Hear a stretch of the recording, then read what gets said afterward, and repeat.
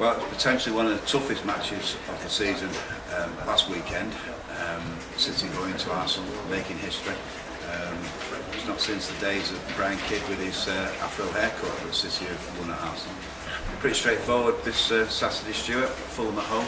Is that a home banker? I don't think there's such thing in the Premier League, to be honest. I remember 2 seasons ago people were saying that Fulham came to City with a dreadful away record. They're notoriously bad travellers, Fulham, and they went away with a point which sort of was one of the results that cost City the chance to challenge United for the title 2 seasons ago. So I don't think anybody at City will be looking at it as a home banker. That's when you start to hit banana skins, when you think that way. So, do you really realistically think that City will come unstuck against a player such as Berbatov and others who have hardly set the world on fire, and they're coming to Fortress Etihad? Do you think City will lose that game, draw, or do you really think they'll win? I think you just come up with one very good reason why they could slip up. Berbatov. I mean, you remember about 4 years ago, City tried to sign him on deadline day and missed out to United, and ended up getting Robinho instead. Top quality player. I know I speak to a lot of City fans who would love City to go in for Berbatov. I think he might be the player who could really pep up their, the title push this season. A very, very good player, and somebody who can turn games. Well, it wasn't so long ago that he was top scorer for United, and also I got some stick for putting him down as sports personality of the year. I remember that one, but that was the year that United won the title. He's an excellent player, but he's a little bit isolated in that Fulham team. He had that shirt on, didn't he, that said "Give me the ball and don't panic" or something like that. Yeah, which is pretty cool thing to do. Yeah, he's a He bit certainly doesn't panic, that's for sure. He's a bit of a Ibrahimovic type character, in that he knows his own ability, but the players around him know his ability as well. And it's true, if you give him the ball, things happen.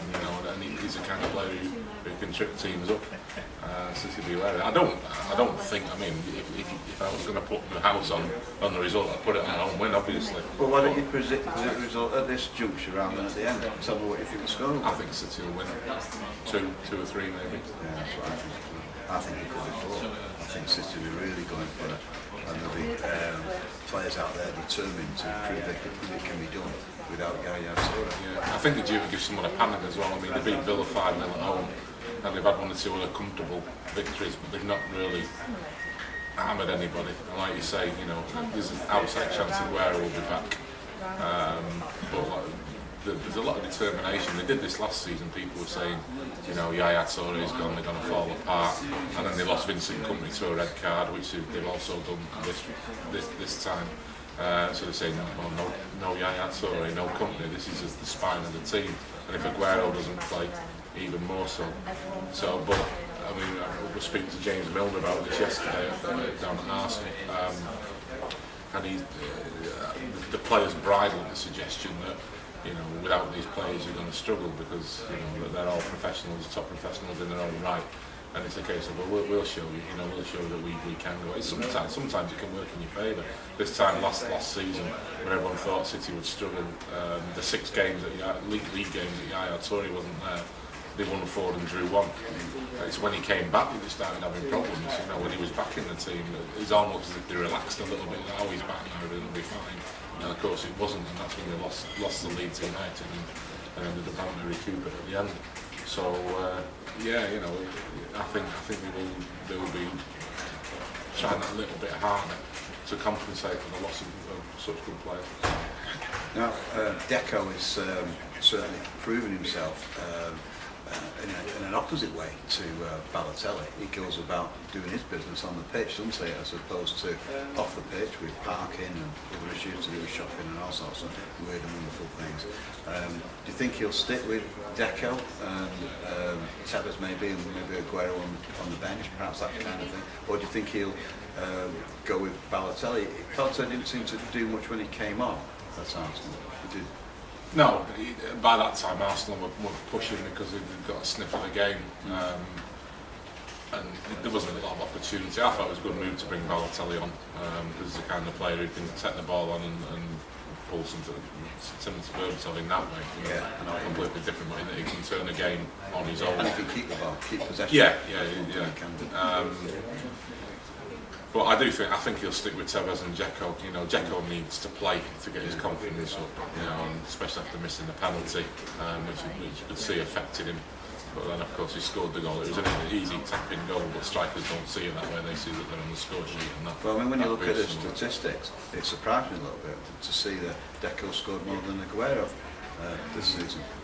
So it needs anything like the amount of time on the pitch. Well, Aguero had an injury at the start of the season, which not only meant he missed quite a few games, but it took him a while to get back up to speed. You know, he wasn't the player that he was last season. Unfortunately, he just started getting.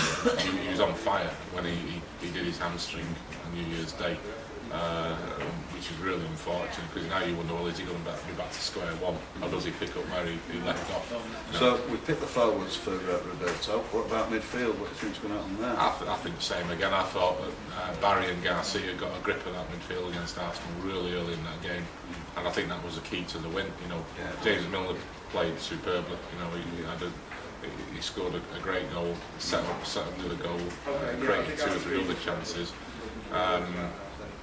But to me, the key to it was those two really stamping authority in the game. We didn't see a lot of Jack Wilshere. I know Arsenal were down to 10 men after 10 minutes, and that doesn't help them. But I thought City dominated the midfield area.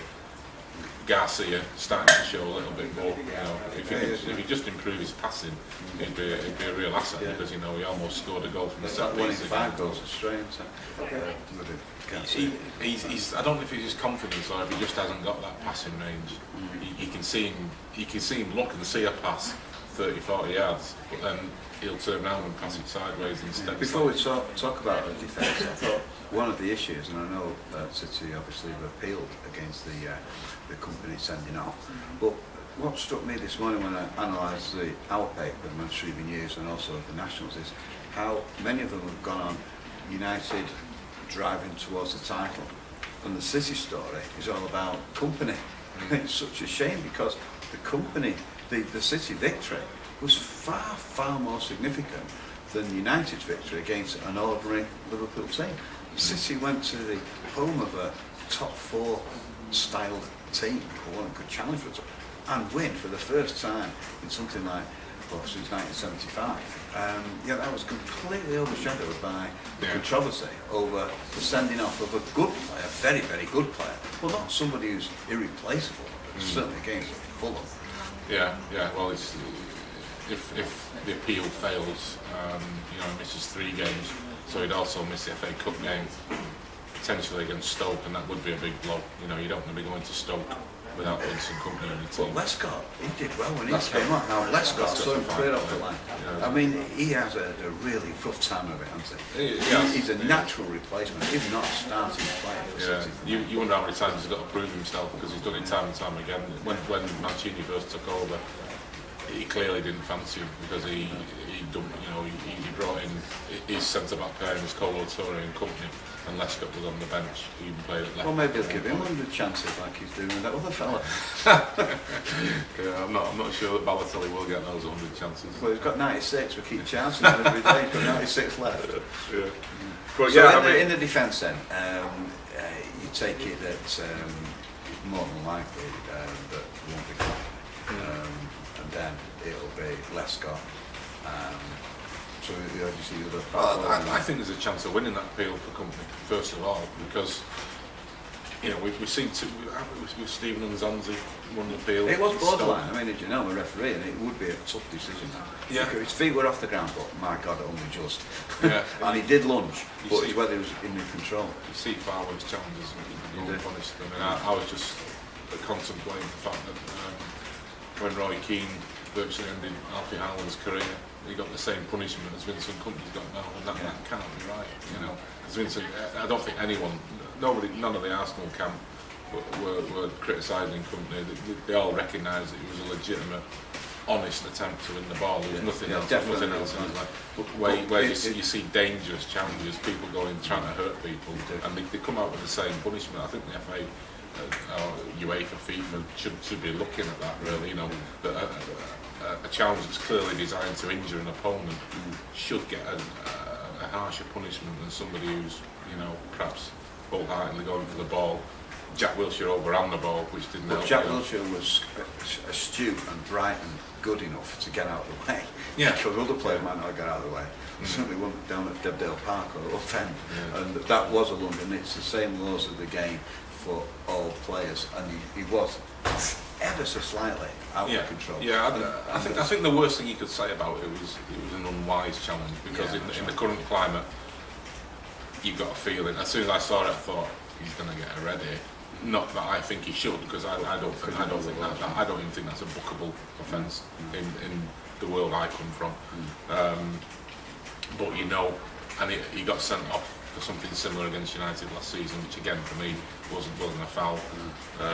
But knowing that had happened to him, knowing the laws as they stand, and knowing that City were 2-0 up with a quarter of an hour to go, just stay on your feet. That's the part of it. I mean, not only is he a top professional player, one of the best defenders, if not the best defender in the land, he's also an intelligent bloke. He did not need to do that at that time of the game, and B, in that position on the pitch. But he's so also... It's not like he was going to score from it, was it? He's a very smart bloke, but he's also a very passionate and committed kind of player. And you know, in the heat of the battle, your intelligence doesn't really come into it. He saw the ball and he went to win it, and that's all that was on his mind. He's not thinking, oh, you know, if I do this, I might get this, or this might happen. He's just thinking, that's the ball. I'm having that ball. Then Jack Wilshere's not coming past me. I'm gonna take the ball off him, and that was all that was on his mind. He gets 3 matches for it. I don't think he's right. Right, well there you go, forthright opinions as usual from Mr. Brennan, and he thinks City will win 3-0, I think they'll win 4-0.